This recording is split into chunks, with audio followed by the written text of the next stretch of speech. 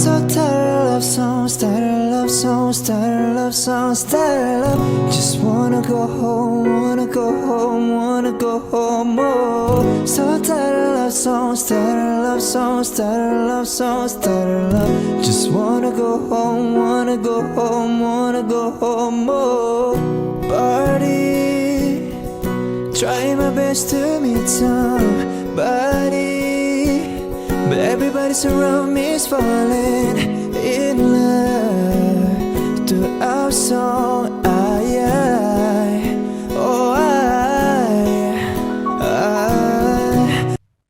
Halo, assalamualaikum warahmatullahi wabarakatuh. Welcome back to my channel. Hello everyone. Hari ini aku akan menjelaskan materi mata kuliah tentang teori ekonomi mikro 2 yang berjudul welfare atau kesejahteraan. Di sini saya mengambil buku dari buku varian chapter 34. Nah, pada buku varian yang berjudul welfare chapter 34 menjelaskan bahwasanya kesejahteraan berhubungan dengan efisien Pareto. Nah, efisien Pareto yang dijelaskan di buku varian chapter 38 tidak berhubungan dengan kesejahteraan orang banyak atau keseluruhan. Di sini efisien Pareto yang dijelaskan pada buku varian menjelaskan tentang hal yang lebih baik antara konsumen dan produsen. Namun di sini kita berbicara tentang kesejahteraannya. Kedelapan menjelaskan bahwasanya di sini kita akan menyelidiki beberapa baik dengan tidak merusak ataupun mengganggu kelompok yang lainnya. Nah, pada distribusi kesejahteraan ini, konsumen memiliki berbagai tingkatan utilitas. Nah, di sini tingkatan utilitas berbeda-beda pada setiap konsumen. Maka, pada tingkatan ini disebut dengan peringkat ataupun adanya distribusi yang berbeda antara konsumen. Nah, pada 34.1 kita akan membahas tentang agregasi preferensi.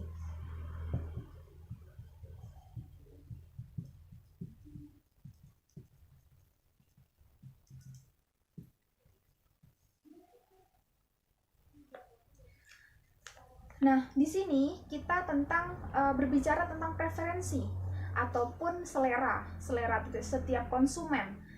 Di sini pada welfare atau kesejahteraan,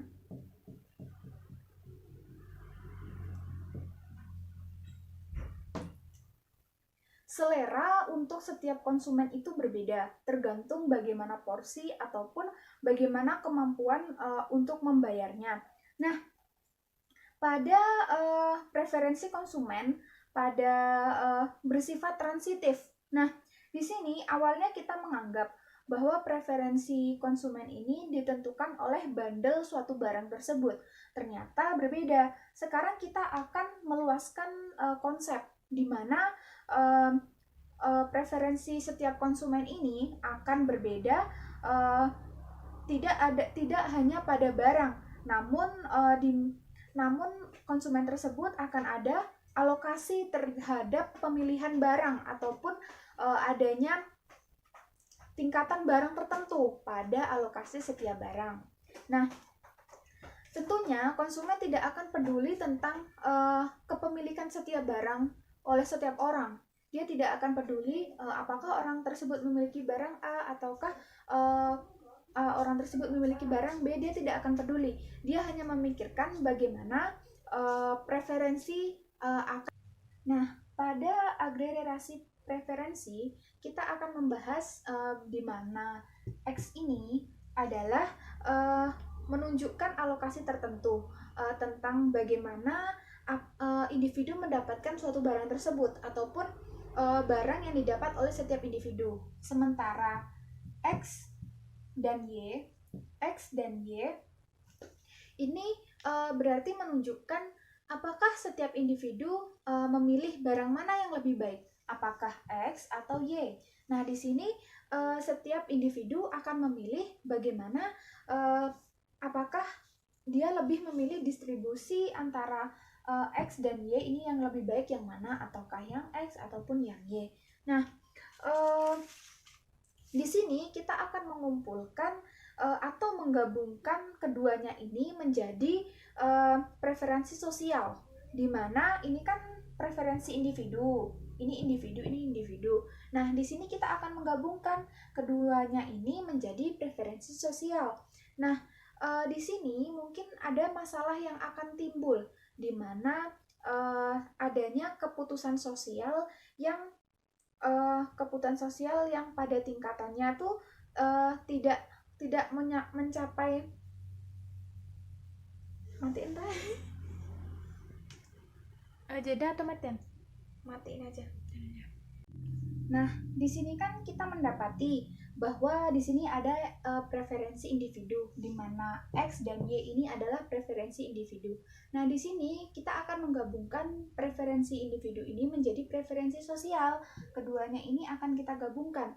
Nah, pada penggabungan ini pastinya adanya masalah dalam pengambilan keputusan sosial, di mana pengambilan keputusan sosial ini akan berbeda pada tingkatan umum, di mana kita bisa menyetujui bahwa X dan Y, X lebih disukai dari Y, namun dan mayoritas individu lebih menyukai X daripada Y. Jadi yang disukai adalah X daripada Y. Nah, di sini timbul masalah, di mana masalah yang timbul adalah tidak adanya preferensi yang transitif. Sementara pada materi awal tadi kita menyebutkan bahwa preferensi itu syaratnya adalah adanya preferensi yang transitif. Nah, kita akan menggambarkannya melalui tabel dengan menggambarkan 3 alternatif dengan 3 orang.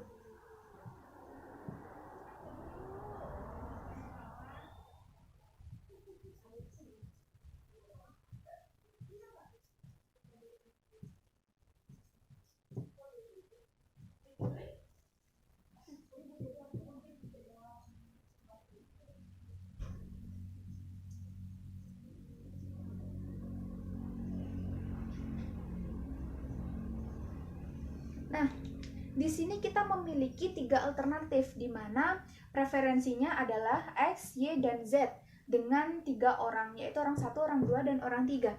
Nah, di sini kita akan menggunakan preferensi sosial dengan metode pengambilan secara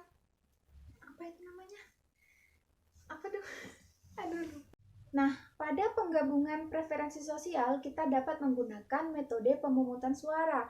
Nah, di sini kita sudah memiliki 3 alternatif, di mana X, Y, dan Z dan menggunakan 3 orang. Nah, di sini kita asumsinya bahwa X lebih disukai daripada Y. Dan artinya di sini semuanya tergantung dengan Z kan.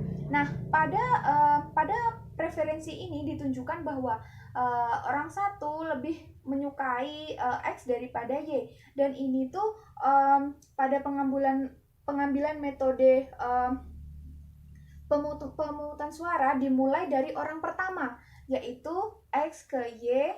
Di sini adalah hasilnya, di mana X ke Y dan Y ke Z dan Z kembali ke X. Nah, cara ini tidak terbukti tidak efektif karena tidak adanya transitif yang seharusnya digunakan pada pemilihan preferensi sosial. Nah, kenapa tidak transitif? Karena bisa saja kita memulainya pada orang kedua, maka otomatis di sini preferensinya akan berbeda kan? Tidak X lagi yang paling disukai, namun Y yang paling disukai. Nah, di sini pastinya ada perbedaan karena kita bisa saja mengubah atau mengatur alurnya tidak hanya saja pada orang pertama, namun kita dapat memulai alurnya pada orang kedua. Nah, di sini dinyatakan bahwa pemilihan dengan metode pemungutan suara pada preferensi sosial untuk metode yang pertama ini dinyatakan tidak transitif. Nah, pada tabel 34.2 di sini kita akan memilih preferensi untuk menggabungkan menjadi preferensi sosial, di mana asumsinya pilihan X dan Y tergantung pada Z. Nah, di sini kita memiliki 3 alokasi dengan 2 orang, di mana alokasi pertama Y, alokasi kedua Z, dan alokasi ketiganya X. Nah, asumsinya pilihan X dan Y tergantung pada Z. Nah, mula-mula yang dimilikinya hanya Y dan X.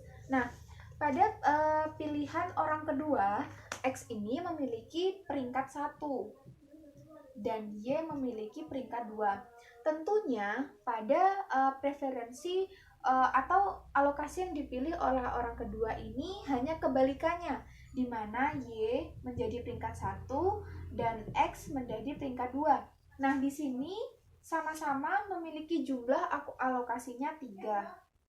Dengan Z ini hanya berperan sebagai penentunya, tergantung bagaimana pilihan antara X dan Y. Nah, di sini akan timbul pertanyaan, apakah metode yang digunakan ini, apakah dia keputusan sosial yang diambil ini apakah terlepas dari manipulasi? Bisa saja kan hal tersebut dimanipulasi oleh orang-orang cerdik. Contohnya saja X ini dirubah menjadi peringkat yang kedua, sedangkan Y dirubah menjadi peringkat 1. Maka kan akan berbeda dan akan mengganti asumsi yang awal.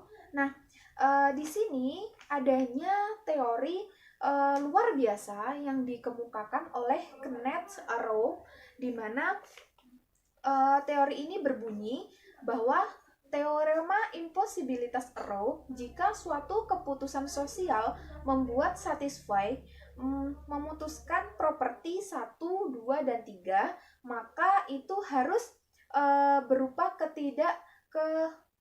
kediktatoran. Semua peringkat sosial adalah peringkat dari suatu individu. Nah, mekanisme keputusan yang dijelaskan oleh Kenneth Arrow ini menjelaskan bahwa keputusan sosial yang diambil tidak konsisten dan tidak konsisten berdasarkan demokrasi. Artinya tidak ada cara yang sempurna untuk membuat keputusan sosial. Nah, jika kita memiliki cara untuk menggabungkan preferensi ini menjadi preferensi sosial, maka kita harus melepas salah satu sifat dari mekanisme keputusan sosial yang dijelaskan. Artinya apa?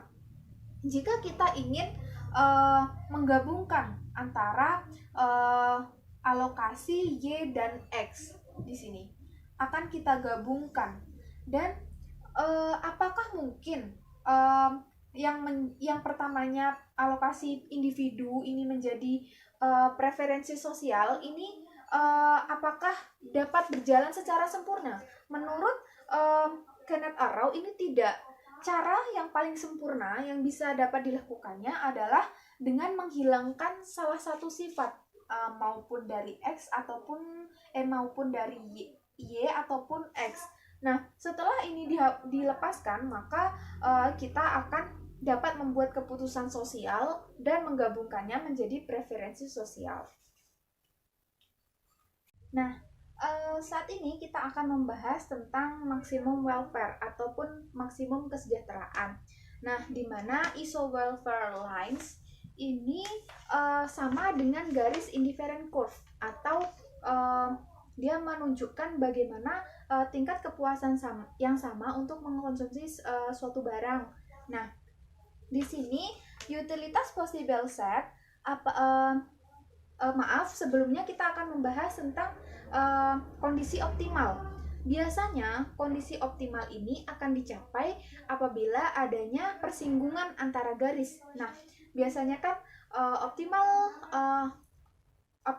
ditandai dengan adanya singgungan garis ini dengan garis ini. Namun kita berbeda di sini. Kita akan membahas tentang efisien Pareto. Jadi tujuan kita di sini mengkhususkan pada efisien Pareto. Jadi di mana titik kesejahteraan maksimum adalah efisien Pareto. Dan di sini utilitas possible set menyinggung iso welfare line, di mana iso welfare line ini menunjukkan kesejahteraan yang konstan atau tetap. Nah, disinilah titik maksimum welfare. Nah,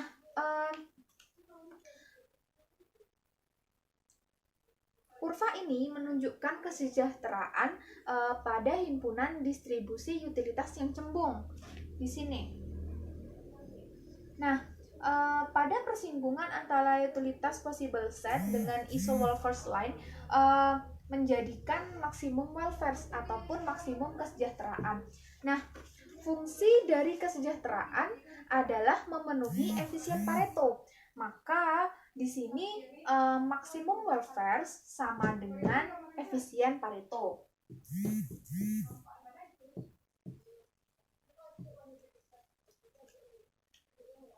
Nah, disinilah titiknya. Titik yang menyinggung utilitas possible set dengan iso welfare line. Mungkin hanya itu yang dapat saya jelaskan tentang materi welfare chapter 36 dari buku varian. Terima kasih atas kesediaannya untuk menonton video saya, semoga bermanfaat, dan mohon maaf apabila ada kata-kata yang salah ataupun ilmu yang tidak tersampaikan. Sekian, assalamualaikum warahmatullahi wabarakatuh.